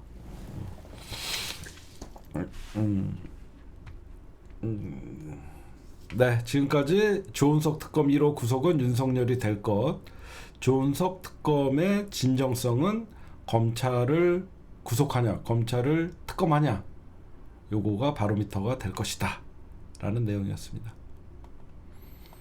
네, 여러분들 민주당 당대표 선거가 과열, 정청래가 수박이다. 제가 어제 말씀드렸죠. 신종 이재명 팔이 신종 똥파리들이에요. 걔가 그 주축이 누구냐면 예전 열린민주당과 더불어시민당과의 싸움에서 그 당시에 더불어시민당을 응원했던 이해찬, 김어준, 그리고 그 다음에 정청래, 이런 사람들을 끊임없이 욕하는, 아직도 열린 사과충들이라고 하죠. 그 인원들과 그 다음에 이제 문재인, 이 사람들의 특징은 첫째 일빠다가 문재인 악마화 시키는 거. 문재인 악마화, 그 다음에 문재인 뒤에 배우에, 그러니까 윤석열 배우에 문재인이 있다. 이런 식으로 그다음에 두 번째가 유시민을 굉장히 싫어합니다. 세 번째가 김어준을 굉장히 싫어합니다. 김어준과 친한 정청래를 무지하게 싫어합니다. 정청래와 친한 저를 무지하게 싫어합니다. 이 사람들의 특징이에요, 다. 다 특징이에요. 여러분들 봐도. 근데 느닷없이 정청래를 수박이라고 하고 정청래가 당대표 되면 수박들 전부 복귀한다 이런 걸로 해갖고 어떻게 하든지 싫으니까 그냥 깎아. 정청래가 내란 법사위원장 하면서 내란 사건 그리고 이재명 당대표를 최고 수석하면서 얼마나 잘 지켰는지 그런 얘기하지 않아요. 이런 신종 똥파리에 대해서 여러분들이 좀 걸러낼 수 있는 능력들이 좀 있었으면 좋겠어요. 다만 제가 아쉬운 거는 뭐냐면 저는 정청래 박찬대 둘 다 잘못했다라고 생각해요. 왜 그러냐면 지금 이재명 대통령의 집권 초기예요. 그럼 누가 보더라도 정청래 박찬대는 찐명 중에 찐명이에요. 어떻게 보면 이재명 대통령을 지키는데 1등 공신들이에요. 내부 조정이 있었어야죠. 제가 말씀드리고 싶은 건 대통령이 이제 내각을 꾸리고 어떤 이제 국정을 시작하는 단계인데 전당대회에서부터 벌써 이렇게 과열돼 갖고 지지층이 정청래가 돼야 된다, 박찬대가 된다 이러면 이재명 대통령 민주당이 안정화돼야지 이재명 대통령도 안정적인 국정 운영을 할 수 있는 거예요. 저는 사전에 누가 봐도 둘 다 찐명이면 정청래 의원님이랑 박찬대 의원님이 두 분이 만나서 보이지 않는 내부 조율을 이번에는 뭐 정청래 의원님이 하십시오. 아니면 이번엔 박찬대가 해라. 이런 식으로 오히려 했으면 이렇게 어떤 기다렸다는 듯이 정청래 까고 싶어하는 인간들에게 빌미를 주지 않았을 테고 박찬대 왜 그러냐면 딱 좋거든. 정청래 박찬대 하면 박찬대는 이재명 대통령에게 되게 충성스러운 사람이고 정청래는 이재명을 지키는 굉장히 듬직한 사람이었거든요. 제 말 맞죠? 사람들이 보는 느낌은 이재명 대통령의 말을 더 잘 들을 것 같은 사람은 박찬대예요. 근데 사실 정청래 의원은 이재명을 더 옆에서 화살을 맞아가면서 지켜준 사람이거든요.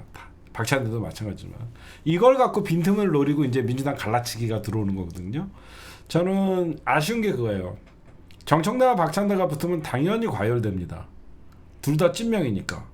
그러면 정치라는 게 내부 싸움이 더 무섭다고 제가 늘 말씀드렸죠. 자기가 좋아하는 정치인이 뭔가 이겼으면 하는 마음이 있는 거예요.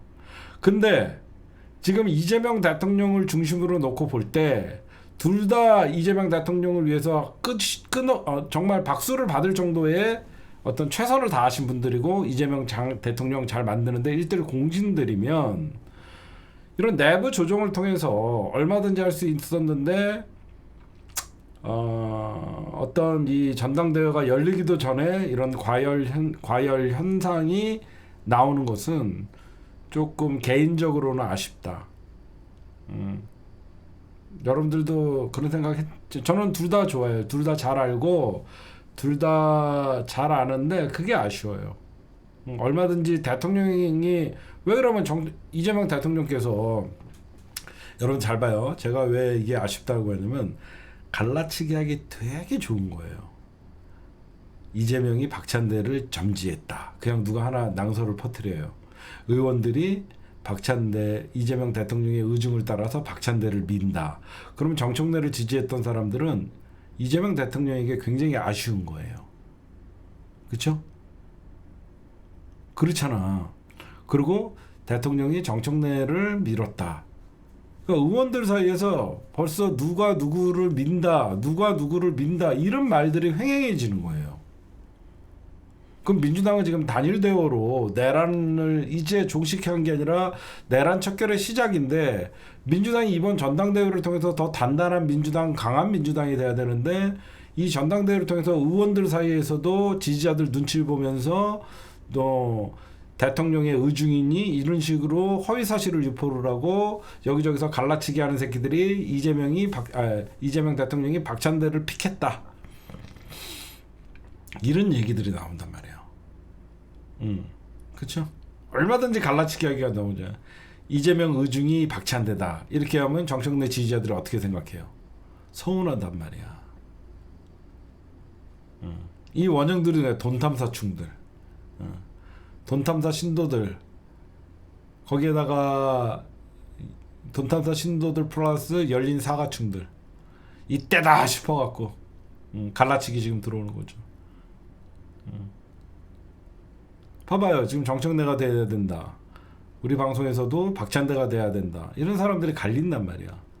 저는 이번에 아직 전당대회가 많이 남았기 때문에 뭐 박찬대 의원님은 뭐 다음 주에나 뭐 출마 선언을 한다 이런 얘기들이 나도는데, 이거는 내부 정리를, 교통 정리를 좀 한 다음에 그 어떤 때마다 어떤 전당대회보다 민주당이 대선 승리 이후에 사실 당대표를 뽑는 거거든요.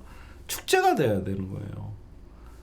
새로운 정부, 이재명 정부와 함께 당청 관계를 이끌어갈 당대표를 뽑는 자리는 축제가 돼야 되는데, 이게 과열이 돼갖고 정청래는 수박이니 박찬대가 찐명이니 박찬대는 너무 약하다느니 정청래가 돼야 된다느니, 이 말 자체가 소모전이라는 거예요.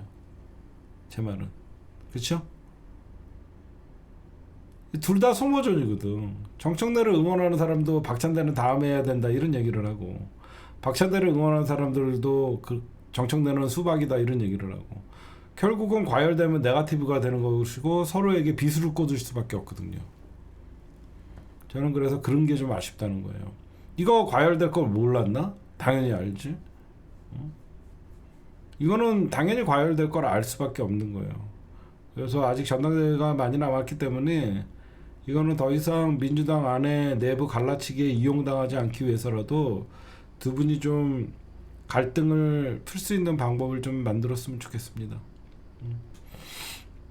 그리고 저는 사실 이번에 당대표가 누가 되냐보다, 만약에 박찬대, 정청래가 나오면 당대표가 누가 되냐는 누가 되든지 찐명이기 때문에 별로, 최고위원들이 누가 도전하나, 그게 좀 더 관심이 있어요. 5명의 최고위원들 어떤 사람들이 이번에 출마를 하나를 보고, 최고위원들을 여러분들 얼마나 잘 뽑아야 되는지 보셨잖아요. 좀 그런 것들을 좀 봐야 될 것 같아요, 여러분들. 그래서 이번에 이런 과열 현상이 민주당에게 금이 가기 시작하는 시작이 될 수가 있거든요.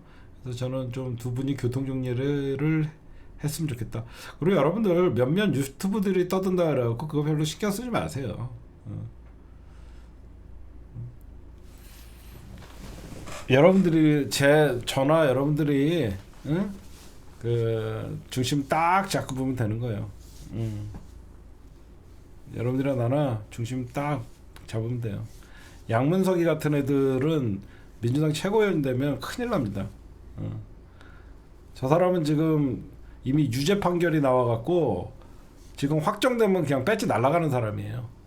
양문석이 같은 애들은 그 얼마나 지 딸 이름으로 부동산 투기해갖고 그것도 강남에다가 쪽팔린 거거든 사실.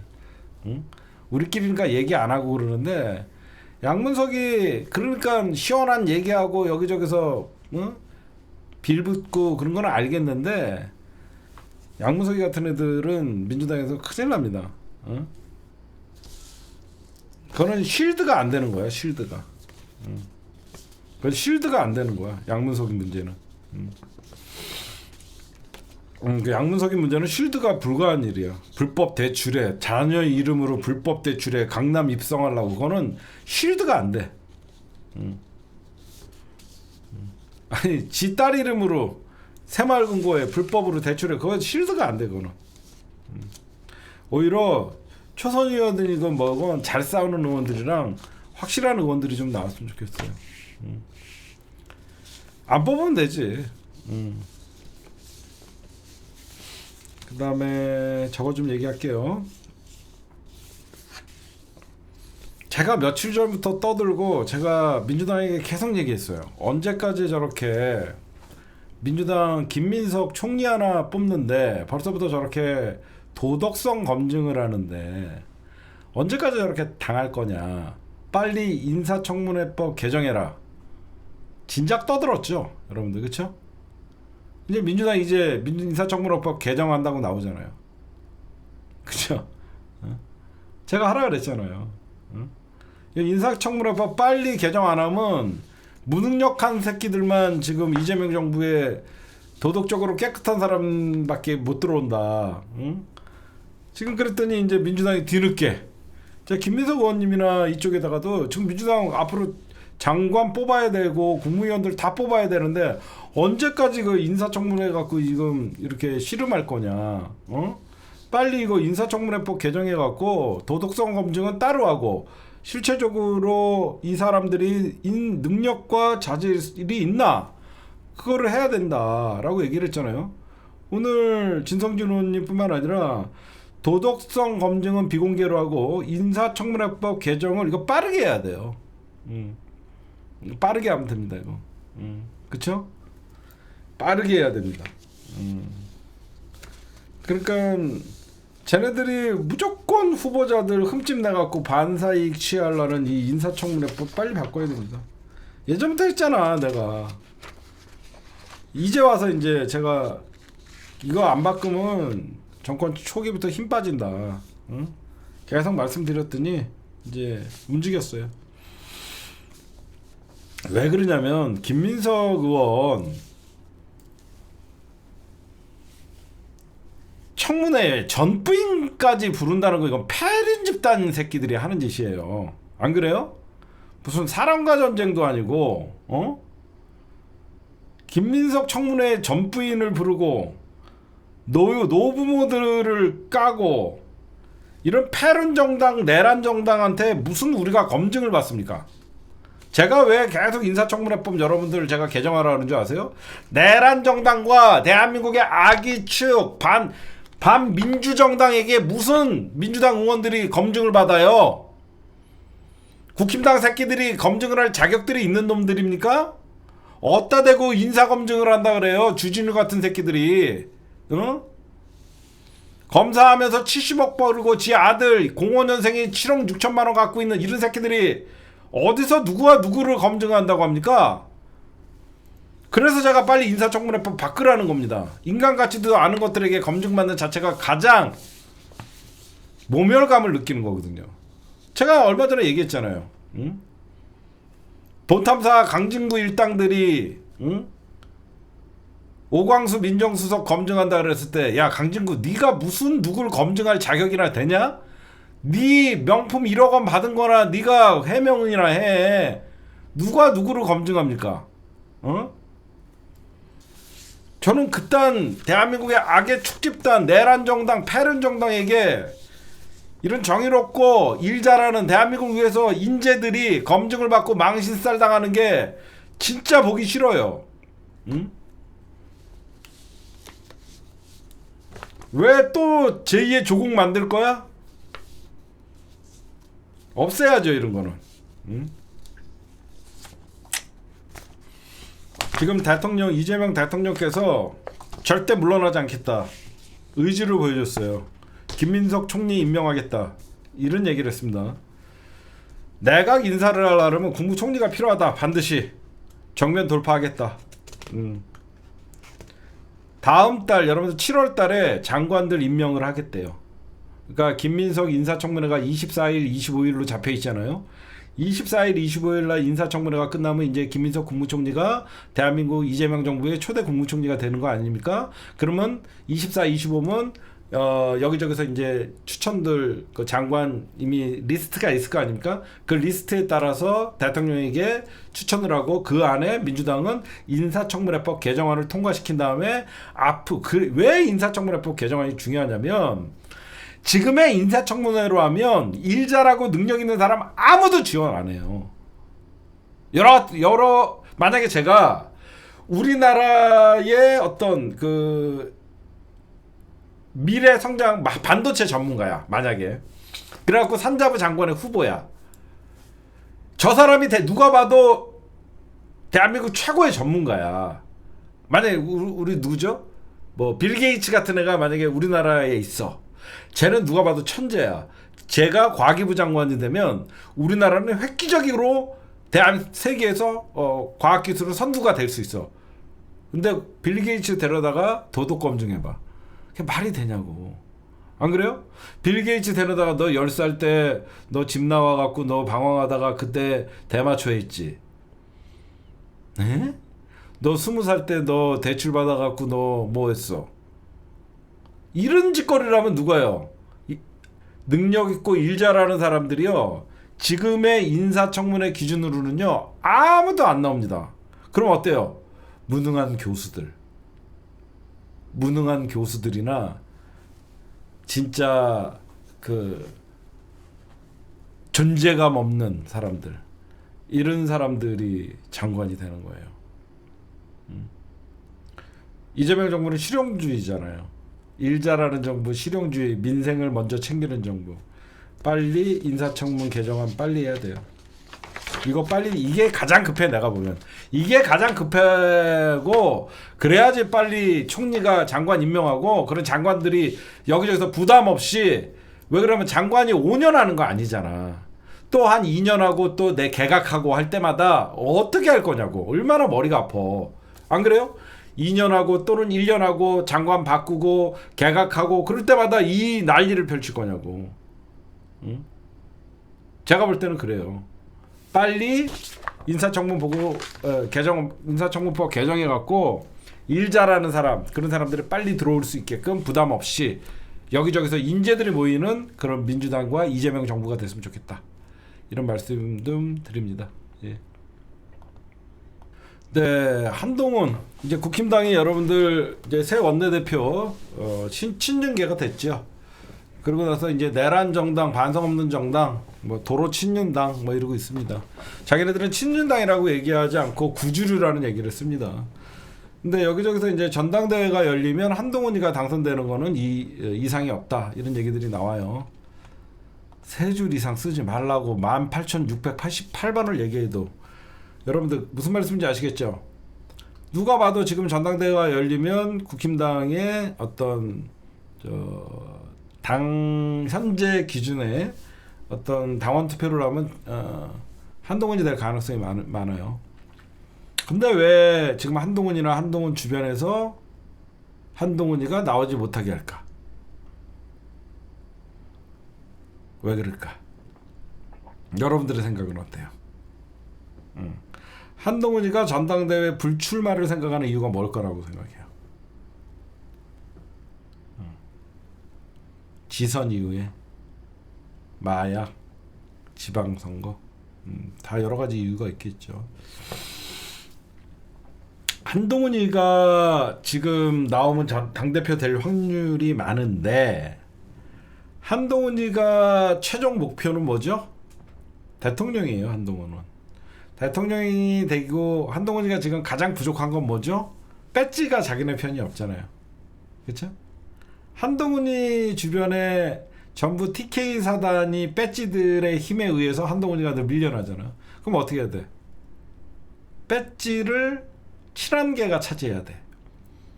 한동훈이가 만약에 이번 전당대회에 나오면 어떻게 되죠? 내년 지방선거의 공천권을 한동훈이가 쥐어요. 내년 지방선거는 국힘당이 패배가 불보듯이 뻔합니다. 왜? 특검이 선거운동이거든. 특검에서 밝혀지는 국힘당의 온갖 비리와 윤석열과 김건희의 관계가 세상에 낱낱이 폭로가 되면 내년 지방선거에서 국힘당은 참패를 할 수밖에 없어요. 그러면 어떻게 되냐? 어떻게 당대표가 되자마자 결국은 현직 배지들에 의해서 당대표 물러나라 그러면 또 한동훈이는 8월 달에 전당대회를 하지만 결국은 10개월짜리 당대표가 되는 거예요. 그쵸? 10개월짜리 당대표가 되는 거예요. 근데 내년 이번 전당대회에 안 나오고 굳이 한동훈이가 불리한 지방선거를 지휘하지 않고 이번 전당대회 당의 화합 차원에서 이번에 불출마를 선언을 한 다음에 내년 지방선거인을 대참패를 하게 되면 이번 지도부가 좌초가 될 거란 말이에요. 그러면 한동훈이는 새로 또 전당대회 또는 비대위를 통해서 새로운 전당대회가 나올 때 내년 지방선거 이후에 당권을 잡으면 2028년 국회의원 공천권을 잡거든. 그쵸? 한동훈의 최종 목표는 의원 중심의 배지들을 자기 주변에 놓는 거거든. 그래서 한동훈이가 노리는 건 뭐야? 내년 지방선거에 전략공천으로 배지를 다는 게 목표인 거예요. 이해가 가세요? 한동훈이는 당대표가 목표가 아니라 내년 지방선거에서 국회 입성이 목표고, 국회 입성한 이후에 당대표가 돼야만 배지단 당대표가 힘이 있는 걸 알죠? 이제 이해가 가시죠? 당대표지만 배지 없으면 본회의장도 못 들어가고 진짜 반쪽짜리 당대표가 되잖아. 그래서 한동훈이는 굳이 참패가 불보듯이 뻔한, 참패가 예견된 지방선거에 당대표의 공천권을 휘두르는 것보다는 먼저 지방선거 때 이번에 양보를 하면서 불출마를 선언하고 지방선거 때 보궐선거 지역에 나가서 배지를 단 다음에 그 이후에 당대표 조전을 하게 되면 배지단 당대표로서 힘을 쓰는 거죠. 지금 그렇게 나가려고 하는 거예요. 이제 이해가 가시죠? 한동훈 입장에서는 굳이 이번 전당대회에 목숨 걸 이유가 없는 거죠. 내년 지방선거 공천권 가지면 뭐예요? 내년 지방선거 참패가 예상되는데, 그러면 또 대패했다고 한동훈 물러나라고 할 텐데, 그럼 또 어떻게 또 버티다가 또 당내 개파 간의 싸움이 되잖아요.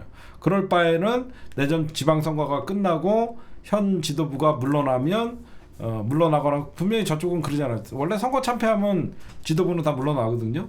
그러면 그때 이제 다시 전당대회 또는 배지를 달고 국회에 입성한 다음에 자기 사람 만들기에 나설 것이고, 그래서 지금 한동훈 주변에 있는 신지호나 차명진 뭐 이런 측에서는 한동훈은 아껴 써야 된다라고 얘기하는 얘기들이 나와요. 왜냐면 한동훈은 정치 초짜잖아요. 정치적으로는 한동훈은 초짜이기 때문에 지는 나가고 싶죠. 자꾸 잊혀지는 게 싫으니까. 근데 주변에서는 한동훈 나오지 말아라라고 하면서 자꾸 자제시키는 이유가 라고. 그러면 국힘당 전당대회에서 어떤 사람이 유력하냐? 안철수가 나올 가능성이 많은 거예요. 안철수. 인천 계양에는 원희룡이가 지금 미리 도전장을 내밀고 있고, 한동훈이는 뭐 어디 봐서 뭐 지방이나 어디 지역에 또는 뭐 수도권 뭐 어디 있으면 나오겠죠. 지금 보니까. 안철수가 이번에, 그래서 여러분들 안철수가 이번에 어땠어요? 내란 사과라고 하면서도 국힘당의 안철수가 달라졌어요라고 하면서 요즘 친윤 세력에게 적극적인 인정을 받기 위해서 이번 경선에서 패배한 사람 중에 제일 열심히 선거운동 있잖아요. 내가 이번에는 금연대 후보를 지지합니다.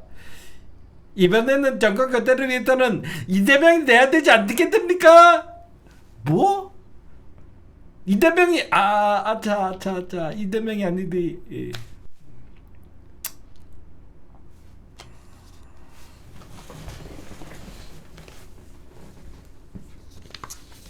그래갖고 제가 보면 한동훈이 안 나올 가능성이 많아요.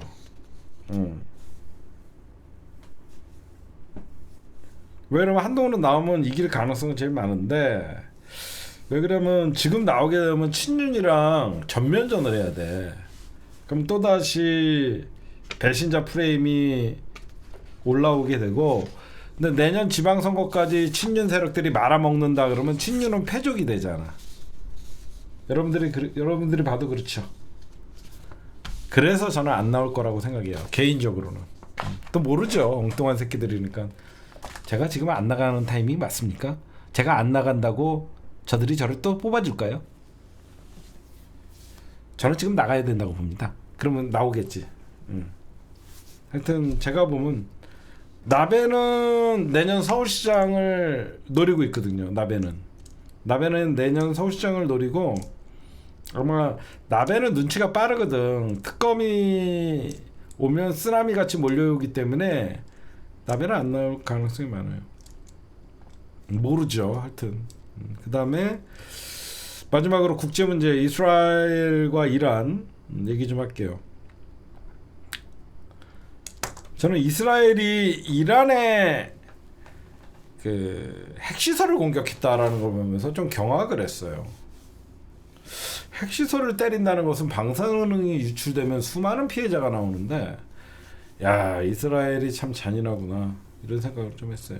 근데 왜 그러면 다른 나라도 아닌 이스라엘이 이란과 저렇게 정면으로 하고 미국은 또 왜 자신감 있게 왜 이란의 공격에 저렇게 뒤에서 힘을 합쳐주냐?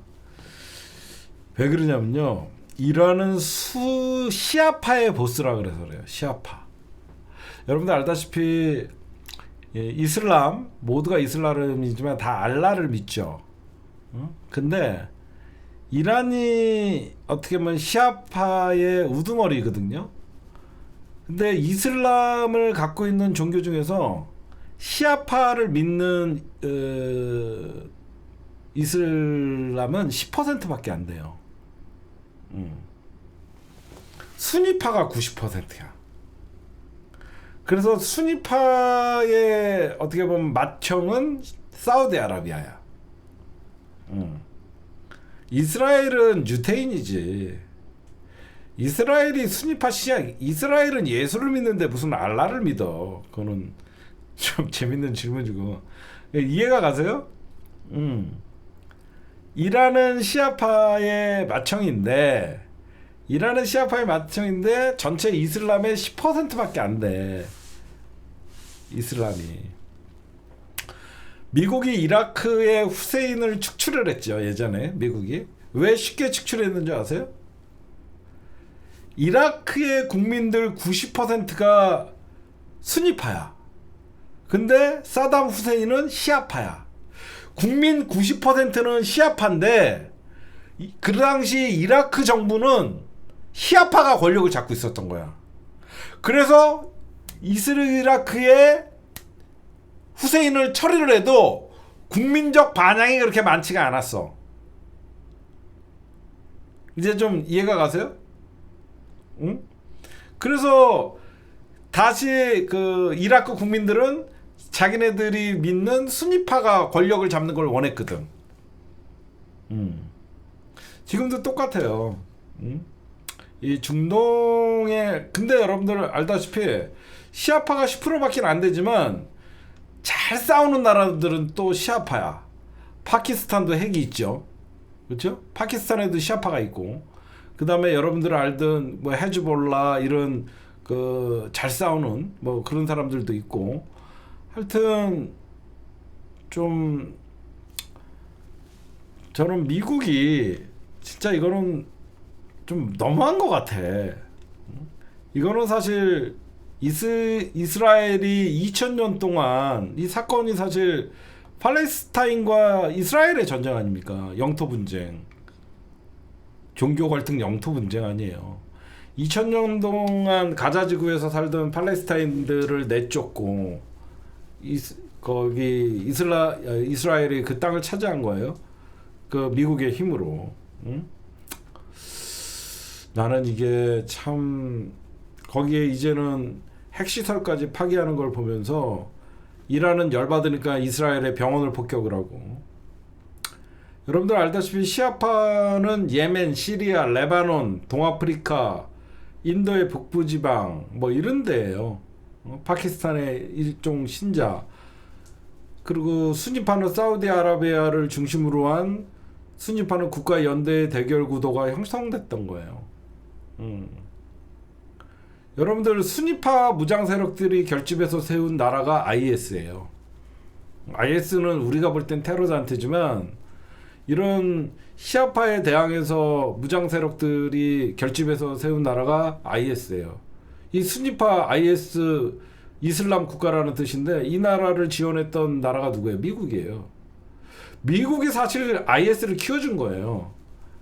응? 이라크 시아파, 이라크가 시아파라 그랬잖아요.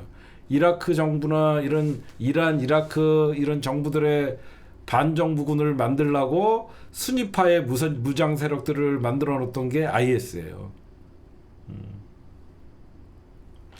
사람들, 그래서 여러분들 보면 순위파 무장 세력들 IS가 시아파가 국가인 시리아의 팔레스타인. 왜 팔레스타인이 이렇게 중동에서 지원을 못 받냐? 시아파가 국가야. 팔레스타인이나 시리아도 시리아 난민, 팔레스타인 난민 누가 공격을 했냐? 순위파 IS가 공격하고 그랬던 거야. 하여튼 제 예상이 맞았죠. 도람프가 일찍 G7에서 철수하고 돌아갔던 이유를 살펴보면 분명히 이거는 미국의 국내 정치도 불안하고 그래서 전쟁으로 이번 기회에 어떤 반미 세력이 중심인 시아파가 반미 세력들이 많거든. 순위파는 이 사우디를 중심으로 이렇게 좀 친미 국가들이 많고, 그래서 중동 국가에서 순위파에게 더 힘을 실어주고 10% 정도밖에 안 되는 신위파를 축출하기 위함이 아닌가 이런 생각을 좀 합니다. 제가 그래서 저거 분명히 전쟁 참전할 것이다 라고 얘기를 했잖아요. 네, 오늘 제가 준비한 심층 분석 녹화는 여기까지만 할게요.